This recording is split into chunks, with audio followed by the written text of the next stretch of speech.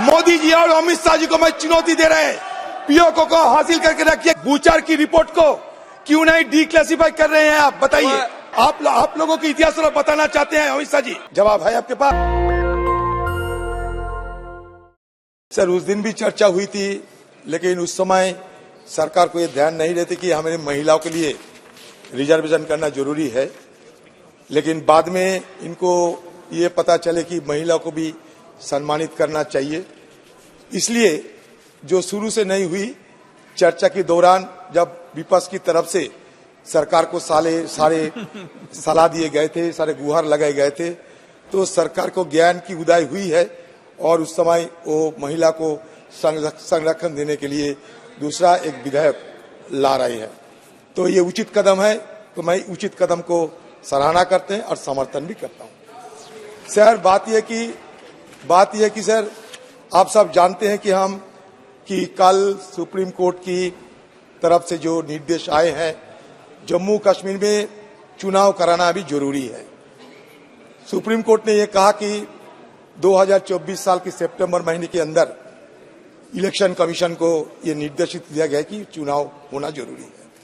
हम लोग भी सर पिछले चर्चा में यही बात रखे थे कि चुनाव होना चाहिए, चुनाव होना चाहिए। मतलब यह है कि विपक्ष जो कहते हैं, बाद में सरकार उनको जानकारी लेते हैं। तो ये चुनाव जरूर होना चाहिए और मैं ये सरकार को गुजारिश करूंगा, देर नहीं करना चाहिए। उतने देर क्यों?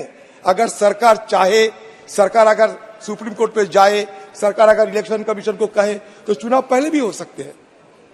चुनाव पहले क्यों नहीं करा जा सकते? लोकसभा के साथ साथ वहां के चुनाव भी करा सकते हैं।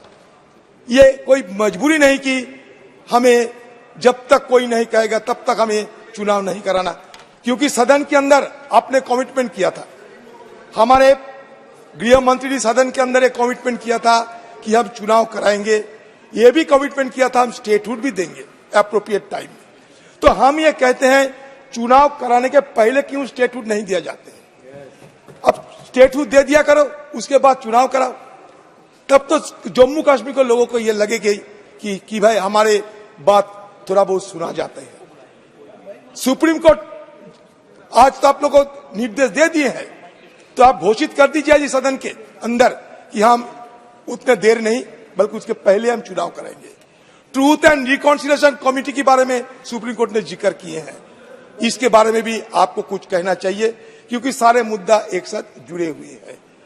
अमित शाह जी, ये बात तो सही है कि जम्मू कश्मीर में हम जो भी कहे, जितने भी हम बड़ी बड़ी बात करते रहे, सब कुछ साधारण नहीं है। अगर सब कुछ साधारण होते तो सुप्रीम कोर्ट को इस विषय पे क्यों आने की जरूरत होती? हमारे अमित शाह जी सदन के अंदर ये बात कहते बड़े सीना ठोक कर कि हम पीओके को हमारे देश में लेके आएंगे, लेकिन आज क्या हो रहे हैं? आज पीओके की सीना चीरकर, सुन लीजिए अमित शाह जी, पीओके की सीना चीरकर चाइना पाकिस्तान इकोनॉमिक कॉरिडोर बन रहे हैं, उसका 3000 किलोमीटर की ओर रास्ता बन रहे हैं। आप कहते हैं कि हम पीओके के तरफ से किसी को नुमाइंदे बनाएंगे, लेकिन हमारा कहने का मतलब यह है, आप कुछ करके तो दिखाओ। मान लीजिए कांग्रेस कुछ नहीं कर पाए, आप तो बलवान हो, आप तो पहलवान हो, तो आप पहलवान होकर पीओके को छीन कर लाइए। हम ये देखना चाहते हैं। सदन के अंदर आपने बड़ी बड़ी बात कहते कि हम सियाचिन को हासिल करके रखेंगे, हम लद्दाख को हासिल करके रखेंगे, सियाचिन हमारे साथ है, लद्दाख को हम हासिल करके रखेंगे। आप लद्दाख में क्या किए हैं बताइए? अक्साई चीन को शामिल करेंगे, क्योंकि अक्साई चीन पीओके के अंदर है, अक्साई चीन कश्मीर के अंदर है, पीओके कश्मीर की हिस्सा है। आपने कहा था, तो अगर आपने कहा था तो अक्साई चीन आप कब लाओगे, पीओके आप कब लाओगे?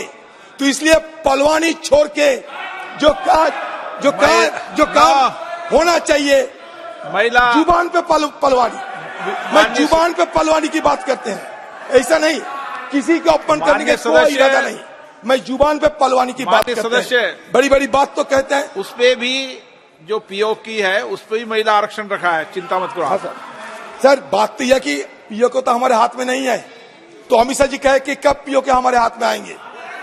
बलवान पुरुष है इसलिए पूछ रहा हूं। ये दोनों सुबह शाम हाँ करके दिखाइए, चुनाव होने की पहले करके दिखाइए। मोदी जी और अमित शाह जी को मैं चुनौती दे रहे हैं, पीओके को हासिल करके रखिए, क्योंकि हमारे इस सदन में 1993 में ऑल पार्टी रेजोल्यूशन हुई थी कि पीओके हमारे हाथ में लगना चाहिए। अब चीन वहां से सड़क बना रहे हैं, चीन के खिलाफ एक जुबान, चीन के खिलाफ एक बात नहीं कहेगी। 3 युद्ध लड़े हैं, तीन युद्ध लड़े हैं।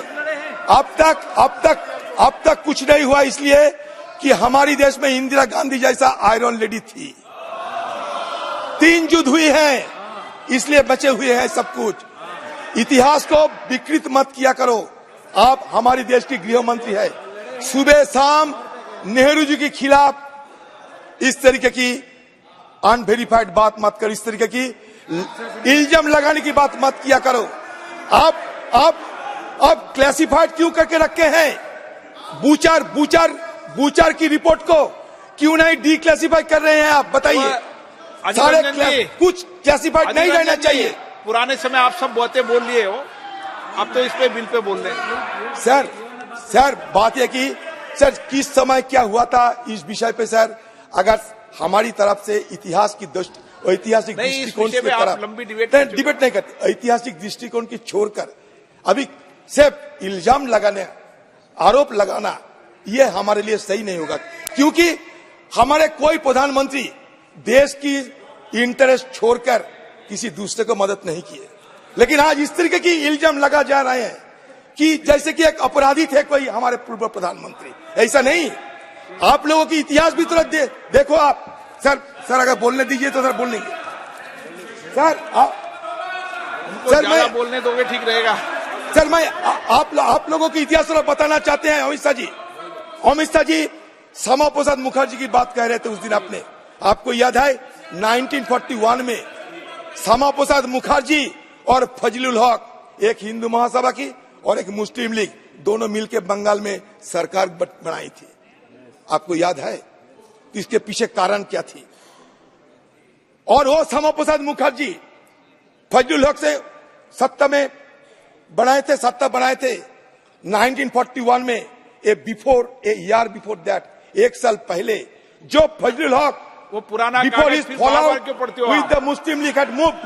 सर नहीं, ये कागज पढ़ चुके हैं पुराने रिकॉर्ड में। पाकिस्तान रेजोल्यूशन फजलुल हक ने तय किए थे 40 साल में, और एक 40 साल मुल्क के साथ आप सरकार बनाने गए। आगे बढ़े। सिंध में नॉर्थ वेस्टर्न फ्रंटियर में मुस्लिम लीग के साथ क्यों अपने पार्टीशन की मदद करते हुए सरकार बनाए थे? चलो जवाब है आपके पास।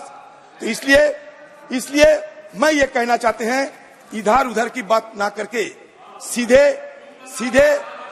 सीधे देश की हित की बात कीजिए।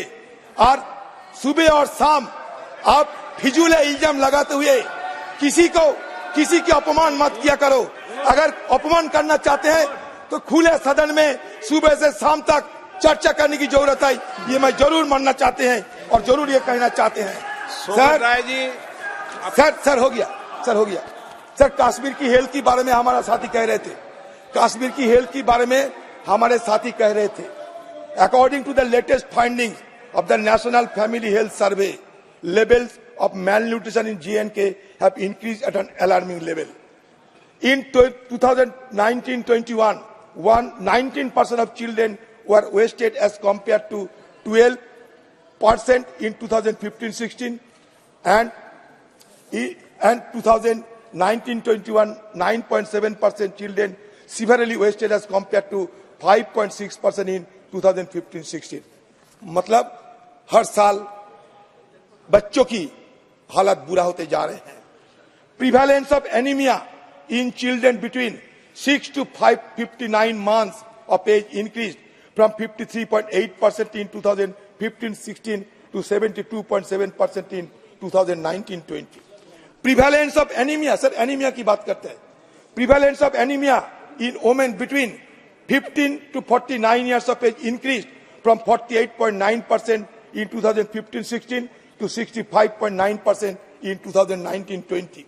According to report of 2021 by Niti Aayog, J&K only has 17 beds in a district hospital per lakh population, far below the national average of 24 beds per lakh population.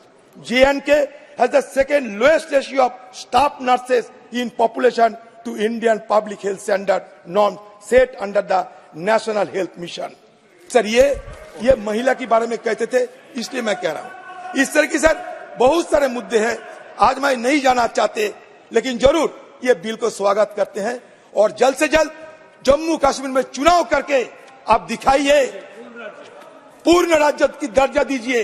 पहले पूर्ण राज्य की दर्जा दिया करो, उसके बाद चुनाव करो, जो हारे जो जीते इसमें हमें कोई लेना देना नहीं। नेशनल दस्तक की आपसे गुजारिश है कि अगर इसको बचाना चाहते हैं तो नेशनल दस्तक को सब्सक्राइब करने के लिए रेड कलर के सब्सक्राइब बटन को दबाएं, फिर बेल आइकन की घंटी दबाएं। नेशनल दस्तक को बचाने के लिए बहुत जरूरी है कि हर खबर को शेयर करें, लाइक करें, कमेंट जरूर करें।